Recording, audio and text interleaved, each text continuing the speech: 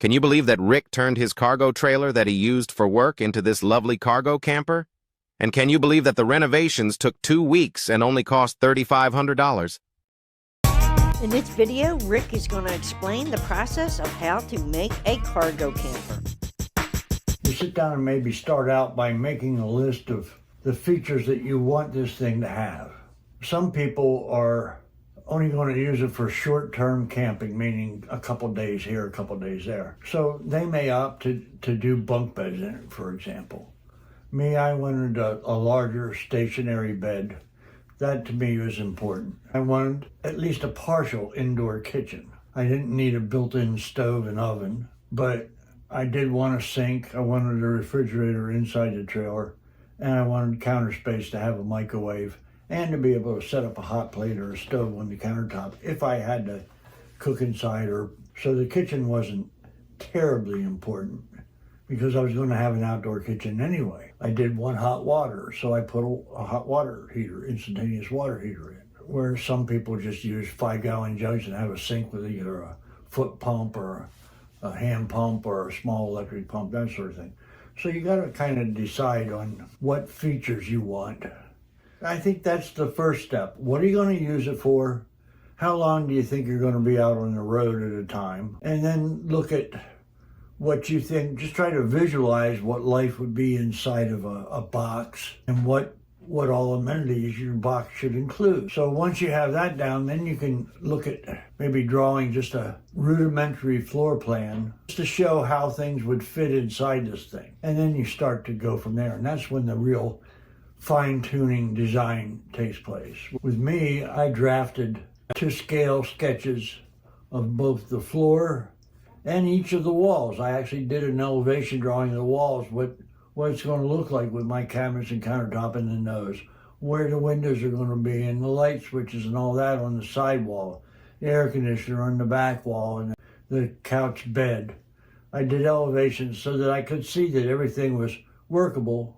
And when I started putting it together, I wasn't going to have problems creeping up on one another. I've seen where like people will put a kitchen in and they'll have a cabinet sitting right against the sidewall. And then they realize that they can't pull the drawer out or open the cabinet door fully because of it. Those are the kind of things you have to be careful of. So you start with the design, you fine tune it. If you have trouble visualizing, then maybe go ahead and tape out on the floor where things are going to be. Make sure that that's workable for you, that the amount of leftover floor space is acceptable, that sort of thing. Then you start to go to utilities in terms of concepts.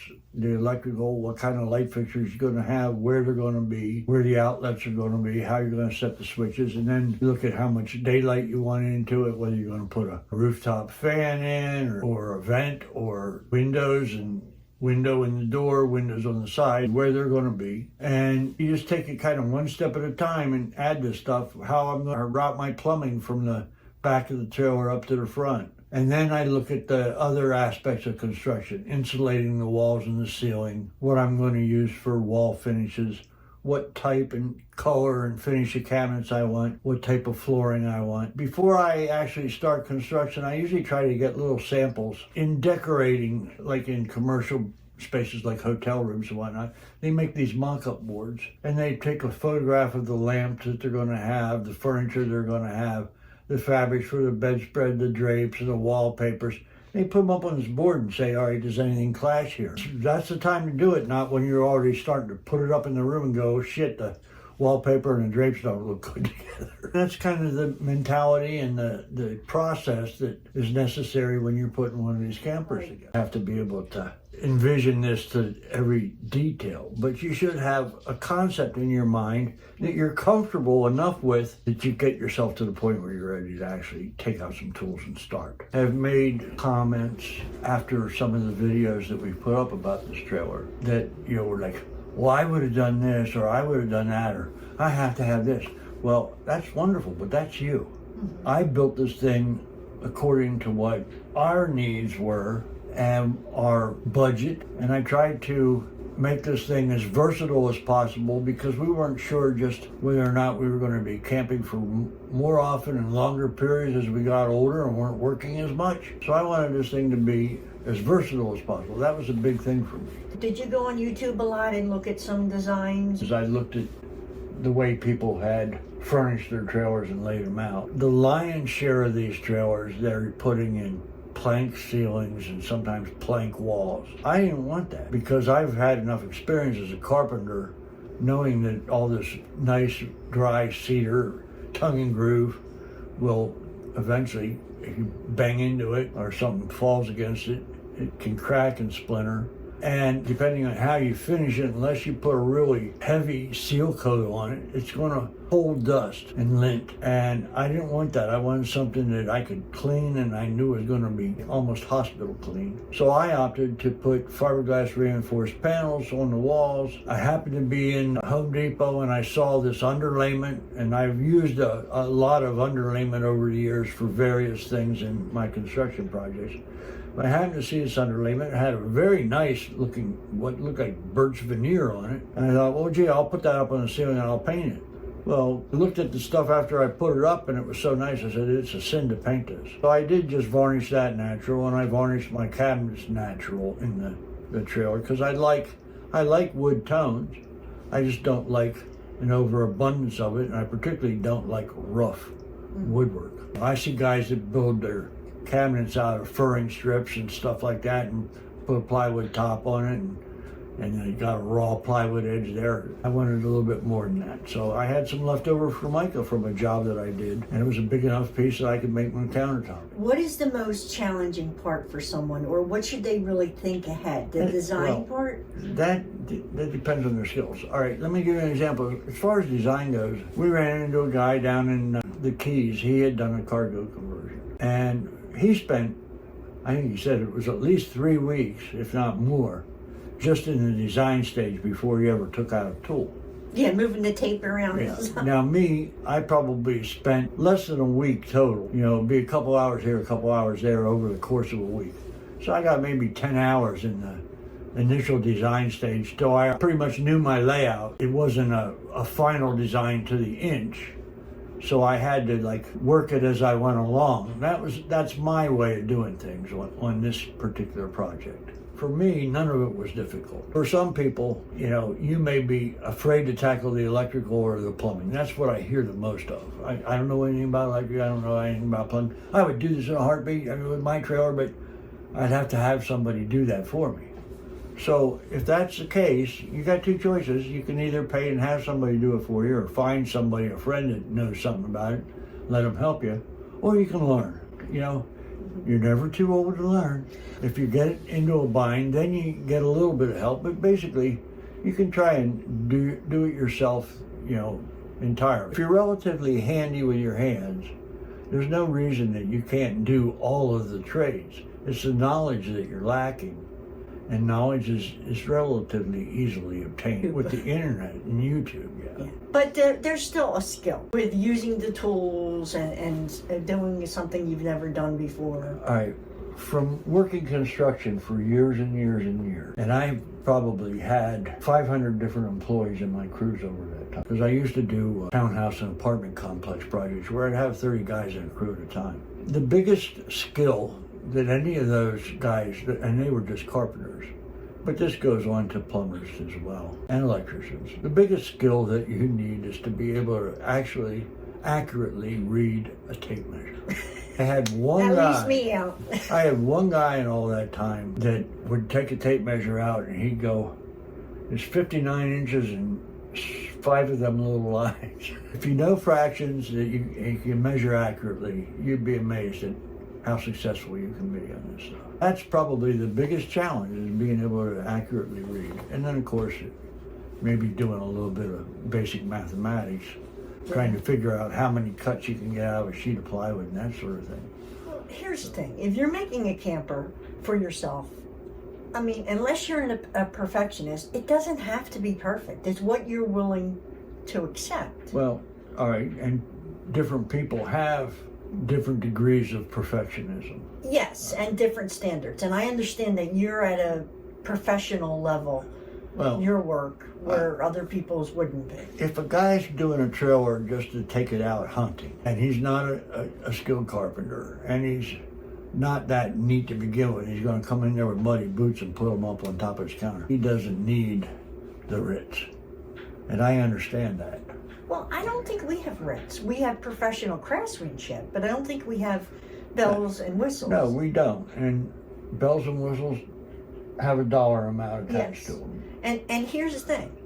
You know, you take that camper and go out, whether it's a rustic camper with a fold-up cot in there, or ours, or someone's top of the line with all these fancy bells and whistles. It's costing you the same to stay there.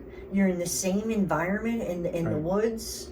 So it's what you really want, I guess. Well, what's the number one goal of a trailer when you take it down to its basic concept? That's to be able to sleep in it and wake up in the morning. Have enough ventilation that if you fart during the night, it's not going to drive everybody out. Because I don't know. I don't know construction. So I think it's insulation and then walls. Well, yeah, you've got to work your walls from the inside out. So actually, the first thing with mine was to run the electrical. What about the windows? When do they go in? Well, they go in early, but with mine, the first thing was to run the electrical. I knew where I was going to run the plumbing, and it wasn't inside the wall, it was outside the wall on the ceiling, so that wasn't an issue. The electric had to go in, the insulation went in. Once I had the insulation up, I put the ceiling up. And then the plywood that was inside the trailer, which I had taken off the walls in order to put the insulation in, that had to go back in.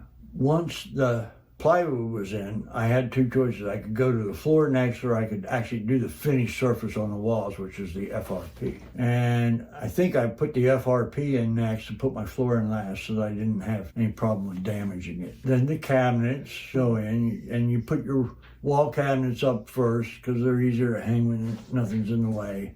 Set your base cabinets, countertop. Then you install your devices. You put the receptacles and the switches into your boxes. What is the skill level to do this? I mean, is there special tools? Is there a lot of skill level? There are a lot of specialty tools, but generally only a person that works in the trade is going to own those. I mean, I had a miter saw, power slide compound miter saw, 12-inch, that I used during the construction of my trailer. It was a $600 saw. Now, the average person doesn't have that, but you can go and buy a Ryobi battery-operated miter saw and make miter cuts. You can use a wooden $3 miter box and a handsaw. The difference between the rudimentary tools and the more expensive tools are less effort and they're faster. You can get the same results with rudimentary tools if you're conscientious and careful. I mean, if you look at some of the stuff that the Japanese create in terms of architectural products and artwork using just these little draw-type hand saws, it's amazing. Well, back in the day, they didn't have all these fancy tools. Well, the Amish, there's an example. They're building these barns and they even do fancy trusses with these Morrison tenon joints and whatnot, and that's all done with hand tools. And I guess a lot of it, if you're not happy with it, you could maybe tear some of it apart and redo it. It's really minor. I mean, they make caulking and putty just for that reason. Let me pick your brain a little bit, and this is off the cuff, so what would you tell somebody that wants to do this? I would tell them, first off, if you have trepidation about it, stop looking at it as a shotgun thing, a big approach to it, and realize that any job at all, any journey, you break it down into individual steps, and those individual steps are doable.